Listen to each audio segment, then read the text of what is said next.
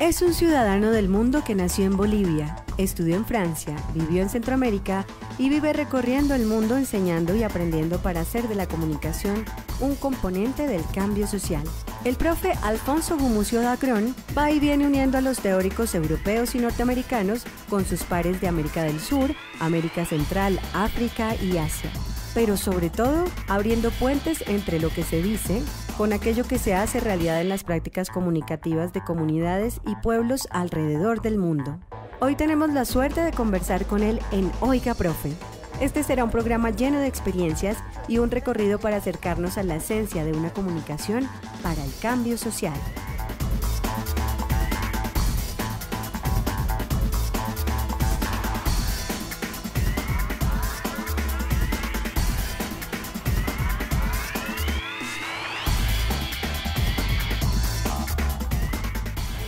Yo he observado que tanto en tu narrativa como en tu poesía se lee de una manera muy fácil y muy evidente un compromiso tuyo con un continente, con unos grupos sociales, con unos movimientos políticos muy interesantes. ¿Por qué no nos cuentas un poquito sobre esa parte tuya del compromiso? Mira, primero debo decir que mi padre fue un personaje, una personalidad política en Bolivia, y quizás mucha de mi propia filosofía sobre el cambio social, sobre la participación, sobre la política, sobre la ideología, viene de mi padre, ¿no? Mi padre fue un ejemplo para mí de un hombre político recto, honesto, a quien se le debe y se le reconoce parte del desarrollo económico de la gran parte, la parte más importante en los años 50 del desarrollo económico de Bolivia, y fue además un hombre muy íntegro ideológicamente, sin haber tenido una gran formación académica, pero fue un hombre que sabía lo que quería, que tenía muy claro quién era el aliado, quién era el enemigo y una capacidad de negociación. Entonces, primero debo decir que de ahí vengo, ¿no? Hay una herencia a la que yo no podía fallar de alguna manera. Luego me toca a mí a los 17 años la muerte del Che Guevara en Bolivia, que es un episodio importantísimo. Entonces la gente de mi generación que a pesar de tener cierta sensibilidad social podía estar pues pensando en cosas un poco más frívolas, ¿verdad? Más circunstanciales, en fin, el momento en que el Che Guevara es asesinado, muere en Bolivia, pues para nosotros es un cambio total, ¿no? Nos hace reflexionar por qué vino este señor a morir a Bolivia, qué pasa con Bolivia, cuáles son los problemas sociales, económicos, políticos de Bolivia, y es ahí donde también una parte de mi generación se compromete políticamente, algunos en partidos, otros en la guerrilla y mueren en la guerrilla. Yo, sin tener partido político, nunca lo tuve, como un francotirador, alguien que escribe en los medios, que hace películas, etcétera, y que manifiesta de esa manera su posición política e ideológica. Y luego ya los exilios me llevaron a hacer lo mismo, pero en otras regiones. ¿En qué momento sales de Bolivia y te vuelves un latinoamericano? Porque veo que en la primera etapa hay un diálogo entre tu formación francesa y española, ¿cierto? Más francesa, sí, y Bolivia, tu primera formación, pero en algún momento te vas. ¿Qué pasó? Bueno, hay un antecedente. Acuérdate que yo estoy estudiando en Francia, estoy estudiando cine en los años 70. ¿Y qué había pasado en los años 70? Estaban todos los exiliados latinoamericanos en Europa. Estaban todos los chilenos que después de la muerte de Allende y la caída del gobierno de Allende, el 73, salieron a Francia.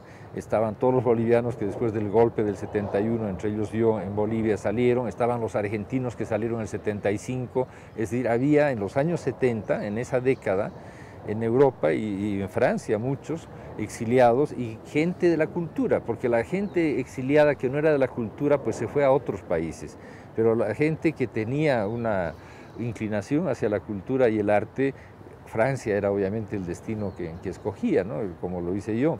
Entonces ahí había un contacto con América Latina, veíamos más cine latinoamericano en París que el que veíamos en nuestros propios países. De manera que cuando yo regreso a Bolivia y tengo de nuevo que salir exiliado, yo ya tengo contactos, conozco gente en otros países, en fin, ya me siento latinoamericano. Y no solamente latinoamericano, porque me ha tocado trabajar, como tú sabes, en África, en Asia, en otros lugares, ¿no? Pero esa es la siguiente pregunta. Esa es la siguiente No te pregunta. no me adelanto. Entonces, el hecho de trabajar en Nicaragua, en el primer año de la Revolución Nicaragüense, por ejemplo, para mí fue muy, muy estimulante.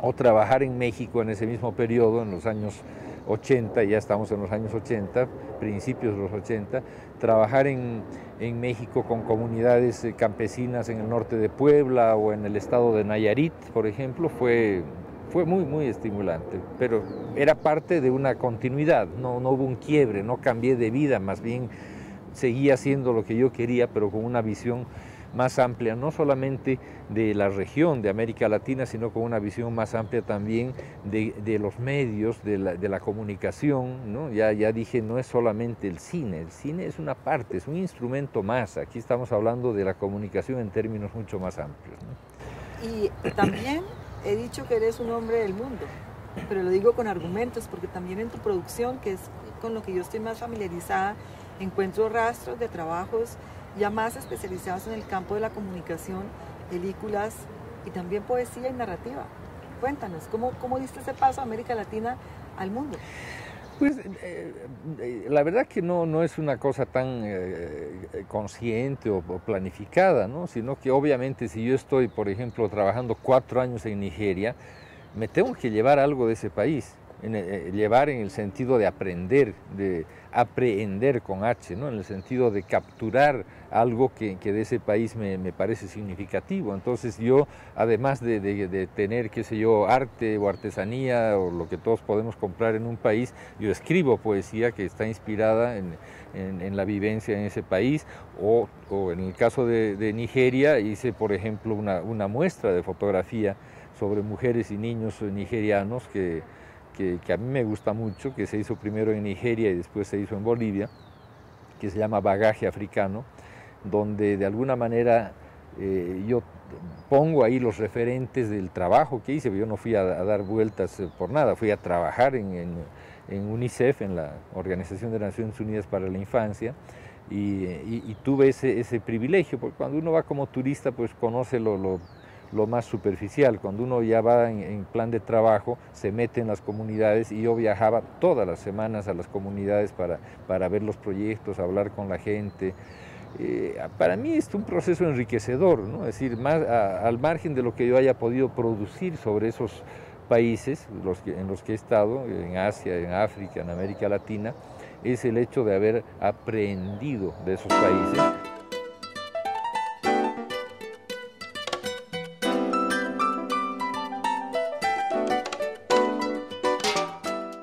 Los seres humanos somos la única especie que utiliza para adaptarse al mundo una herramienta compleja y a la vez sencilla, la cultura. Gracias a la cultura construimos el lugar desde el cual miramos el pedazo del mundo que nos tocó en suerte, pero no contentos con ello, le damos a nuestra mirada un sentido universal. Gracias a la diversidad de las culturas, el mundo adquiere una nueva riqueza. El profe Gumucio se ha detenido muchas veces en ese diálogo intercultural, lo ha vivido y lo ha sopesado para comprender su vigor y sus riesgos. Como profe que enseña tanto en la academia como en las comunidades, Alfonso Gumucio Dagrón nos comparte elementos claves de sus observaciones, aquellas en las cuales comunicar es insertarse en el alma de los pueblos. Así se desnuda esa gran mentira que ha llevado a muchos a pensar que solo se transmiten noticias e información cuando la comunicación comparte la vida hecha cultura.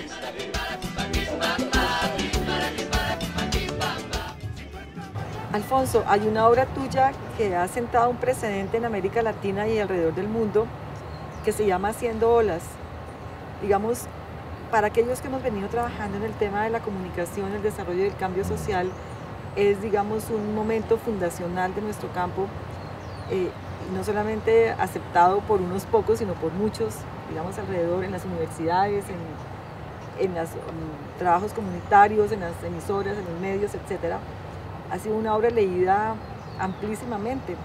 Se considera una obra fundacional porque, digamos que si vamos atrás, es la primera vez que en idioma español se hace una reflexión no solamente muy lúcida, sino muy apuntaladora, muy orientadora de los grandes temas, de lo que ha sido ese movimiento social que ha generado, digamos, unos procesos de transformación a través de la comunicación, y no solamente entendido como los medios. Esta obra lo que reluce es como una persona fue capaz de ver eso en un montón de experiencias completamente diferentes alrededor del planeta. Tiene su historia, porque ese libro no hubiera surgido si no hubiera sido parte de una reflexión colectiva. Yo creo mucho en la investigación y en la reflexión colectiva. El año 97, la Fundación Rockefeller, yo estaba trabajando en Haití, estuve 3 años en Haití después de estar 4 años en Nigeria, y la Fundación Rockefeller invita a un grupo de gentes de diferentes disciplinas a discutir en Bellagio, un lugar paradisíaco en Italia, qué va a pasar con la comunicación en el próximo siglo, es decir, en este siglo.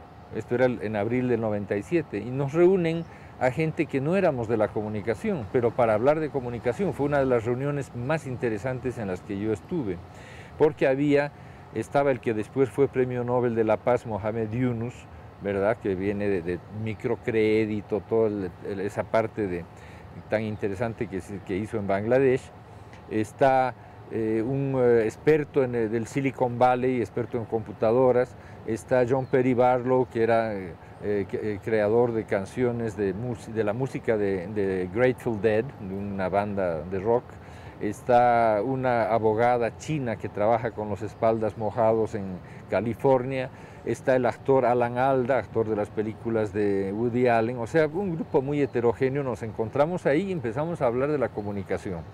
Una conversación muy enriquecedora. Y de ahí sale toda una iniciativa que posiciona el término comunicación para el cambio social, que antes no se usaba, o se usaba muy poco. Se usaba comunicación para el desarrollo, se usaban otros términos, pero no se usaba comunicación para el cambio social. Y de esa iniciativa es que empezamos a reflexionar, y particularmente en mi caso, desde el lado latinoamericano, yo digo, pero es que ya hay muchas experiencias que se inscriben en ese pensamiento de participación, de diálogo, de que la toma de decisiones se hace con la gente, etc. Y les empiezo a contar las experiencias que yo conozco en América Latina. Entonces, la Fundación Rockefeller, que es la que auspició esta primera reunión, me dice, trabaja con nosotros como consultor y hace un informe, al principio no era un libro, un informe sobre experiencias de comunicación para el cambio social. Y eso es lo que hice, recorrí África, Asia, América Latina, visité casi todas las experiencias que están en el libro, de las 50 experiencias que están ahí. Y creo que la manera, a lo que tú has aludido, a la parte de pensamiento, porque cada experiencia es una descripción más bien que yo traté de que fuera lúdica, ¿no? Es decir, un vistazo a vuelo de pájaro, son 6 páginas en cada experiencia, pero me hice una larga introducción donde ahí sí puse mi pensamiento sobre comunicación y cambio social. Este profe andariego tal vez se inspiró en sus viajes por los 5 continentes para construir sus 5 bases de la comunicación para el cambio social. Se trata de una comunicación con raíz en un territorio, en una comunidad y en un tiempo determinado en donde primero, la comunidad debe ser autónoma en el manejo de su proceso comunicativo. Segundo, los contenidos deben ser pertinentes a la cultura de la comunidad.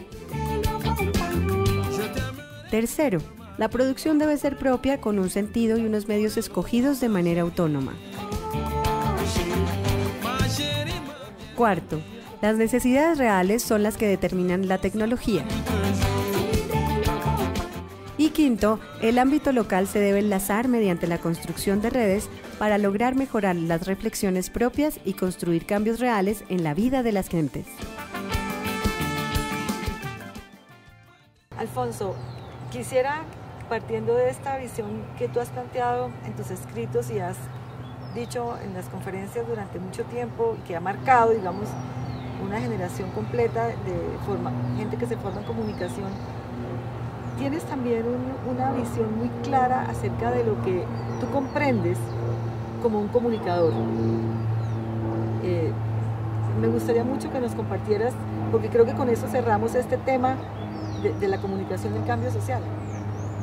Yo lo que he tratado es de hacer entender la diferencia entre información y comunicación. Hay demasiada confusión en todos, incluso en los colegas que trabajan en el área, en nuestro campo, entre lo que es un periodista y un comunicador, entre lo que es información y lo que es comunicación. Y hay muchos autores que ya han abordado el tema. Desde el año 63 Antonio Pasquali abordó el tema, y más recientemente tienes a Dominique Walton, el francés, tienes mucha gente que ya dice no es lo mismo, la información no es lo mismo que la comunicación. Yo a veces, de acuerdo con quien hable, lo pongo de la manera más simple. Información va en un sentido, comunicación es un diálogo en dos sentidos, para decirlo muy brevemente. Pero en cuanto al perfil del comunicador y el perfil del periodista, lo que suelo decir es, yo soy periodista desde que tenía 17 años, sigo siendo periodista, escribo casi todas las semanas, publico algún artículo firmado, hago películas, hago una serie de cosas y no necesito consultar con nadie, hago lo que quiero, escribo sobre lo que yo quiero y hago una película sobre lo que yo quiero, ¿verdad? Y me encanta el periodismo, pero trabajo sobre las cosas más inmediatas, sobre algo que lo tengo que hacer rápido o lo quiero hacer rápido porque quiero que tenga un efecto inmediato. Estoy trabajando sobre la actualidad como todos los periodistas. Cuando me pongo el sombrero de comunicador, soy un facilitador de procesos. Es decir, si como periodista trabajo con mensajes, artículo, guión, programa de radio, programa de televisión, película, etc., cuando estoy con el sombrero de un comunicador, trabajo con procesos y no importa tanto los resultados, no importa que al final de ese proceso haya o no un resultado tangible como es una película, un artículo, pero en el proceso ha habido un cambio social y facilitar ese proceso es el rol de un comunicador. Esa es la diferencia que yo hago.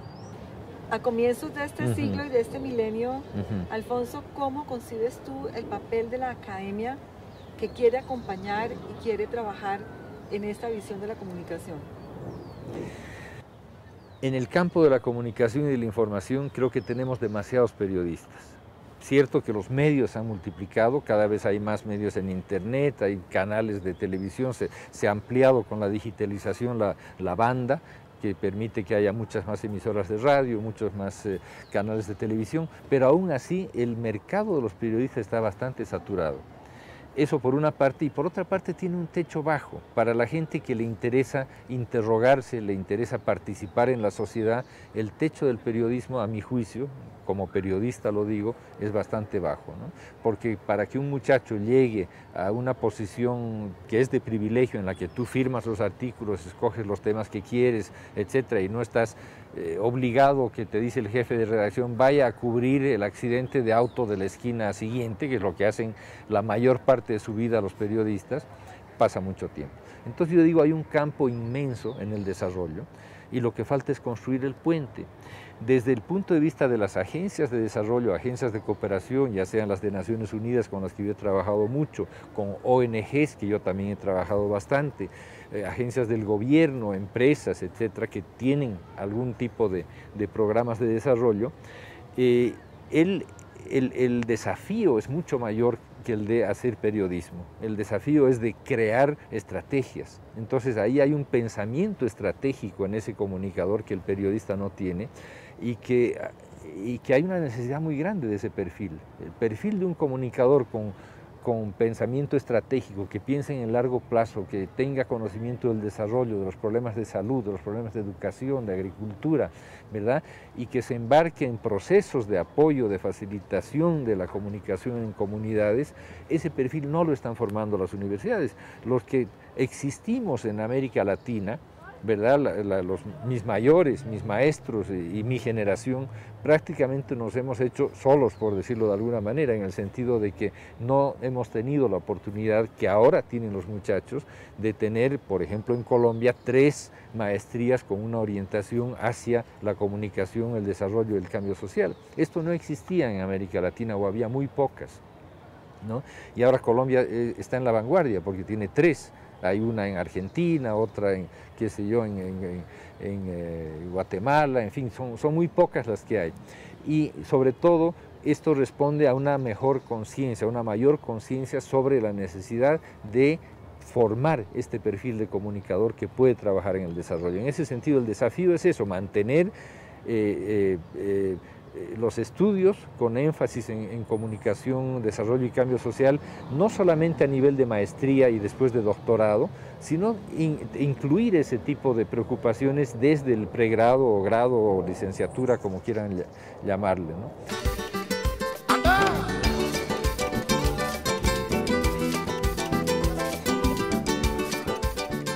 Ser comunicador implica asumir la realidad como espacio de acción, no solo de observación.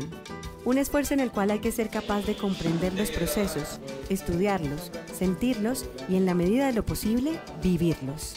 Un comunicador para el cambio social escucha más de lo que habla y ve más de lo que puede mostrar. Su trabajo está al lado de las comunidades y no puede reemplazarlas o usurpar su papel de transformadores. El profe Gumucio propone un comunicador más integral, con una formación más profunda y con una humildad real en su hacer de transformar los procesos sociales. Alfonso, he observado que en los últimos 10 años, desde la reunión de la red Our Media en Barranquilla, tú has estado viniendo reiterativamente a Colombia. Te he visto en muchos eventos, te he visto haciendo investigación, te he visto conferencias, cursos, hasta una película. Terminaste en Colombia hace unos 6 años. Entonces tienes una visión clara y profunda, relativamente, de lo que está pasando aquí. Si tú tuvieras que contarle a alguien afuera de este país qué está pasando en Colombia en este campo, ¿cómo lo sintetizarías?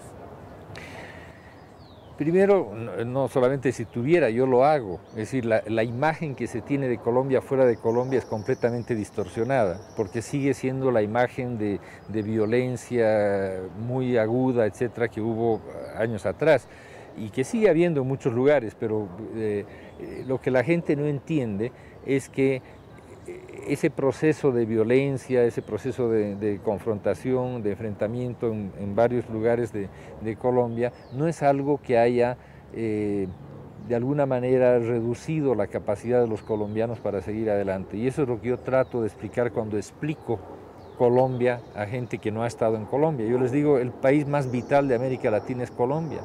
El país donde yo veo más proyectos, más gente comprometida, más gente que lucha para hacer cosas es Colombia, porque tienen un desafío muy grande.